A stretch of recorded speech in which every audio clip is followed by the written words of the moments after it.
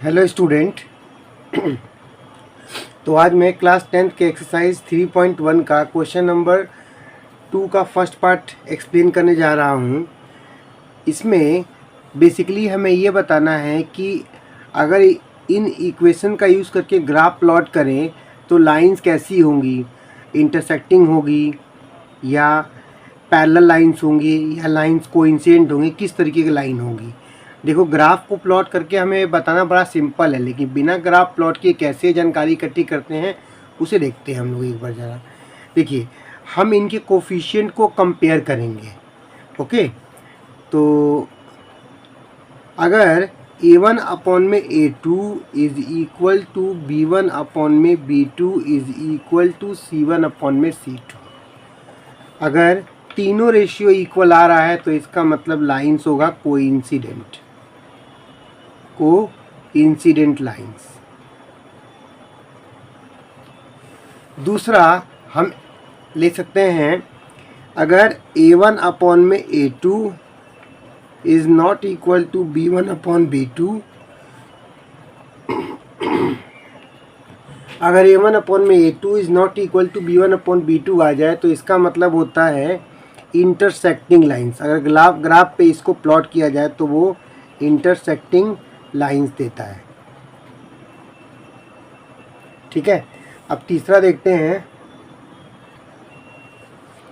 Parallel के case में क्या होता है, A1 अपॉन में A2 is equal to B1 upon में B2 but not equal to C1 upon में C2 होना चाहिए। ठीक है, अब ज़रा हम क्वेश्चन देखते हैं। क्वेश्चन में कहा गया था 5x माइनस 4y प्लस 8, तो इसमें A1 की वैल्यू होगी 5, B1 की वैल्यू -4 और C1 की वैल्यू 8। तो हम लिखेंगे A1 is equal to 5, B1 is equal to -4 और C1 is equal to 8।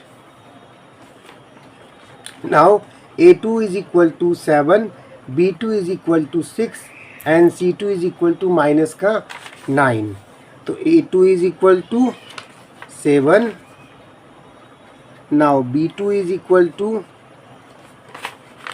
6 and C2 is equal to -9। अब इनके कोफिशिएंट को हम कंपेयर करेंगे। अब हम A1 अपॉन में A2 लिखेंगे, फिर B1 अपॉन में B2 लिखेंगे, फिर C1 अपॉन में C2 लिखेंगे और चेक करेंगे कि इन तीनों के बीच में रिलेशनशिप कैसा आ रहा है। A1 की वैल्यू 5 है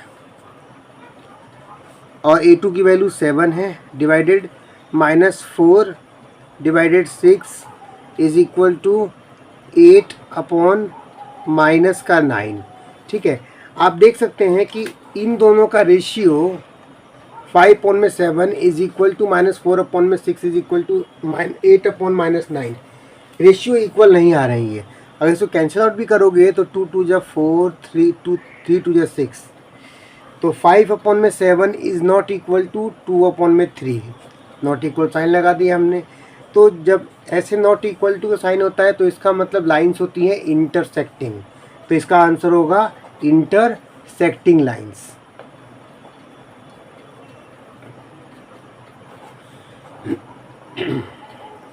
intersecting lines.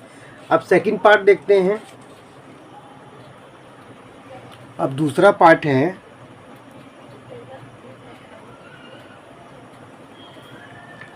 (9x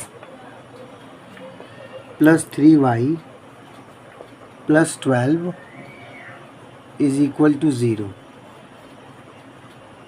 and 18x plus 6y plus 24 is equal to 0।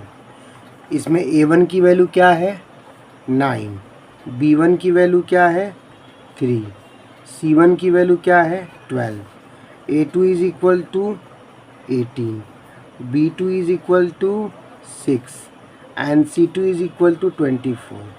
अब सभी की रेशियो को हम कंपेयर करेंगे। 9 अपॉन रखेंगे 18 is equal to 3 upon 6 is equal to 12 upon 24, 9 upon 18।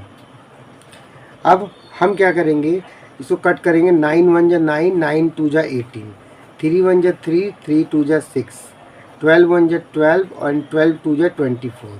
तो हमारे रेशियो आए हैं 1/2 is equal to 1/2 is equal to 1/2। क्योंकि तीनों रेशियो इक्वल है तो इसका मतलब हो गया कोइंसिडेंट लाइंस, कोइंसिडेंट लाइंस। अब हम इसका थर्ड पार्ट देखेंगे। थर्ड पार्ट में हमारे पास गिवन है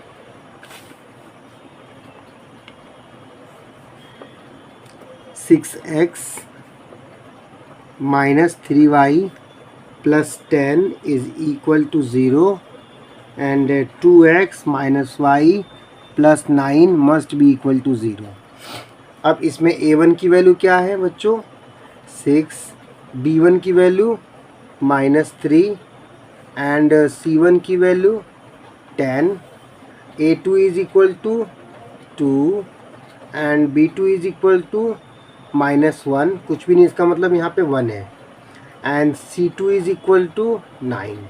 अब हम इन सब को रेशियो में रखेंगे।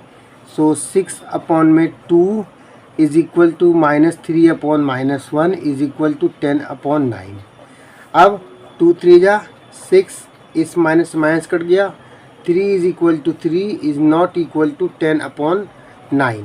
मतलब दो रेशियो इक्वल आ गए और एक रेशियो इक्वल नहीं आया। अगर a1/a2 is equal to b1/b2 हो जाए और नॉट इक्वल टू c1/c2 तो इसका मतलब क्या होता है? Parallel lines. तो इसका जो आंसर होगा वो पैरेलल लाइंस। तो ये दूसरे क्वेश्चन के तीनों पार्ट के सॉल्यूशंस थे। अगर वीडियो अच्छी लगे तो लाइक, शेयर एंड सब्सक्राइब जरूर करें। Thank you.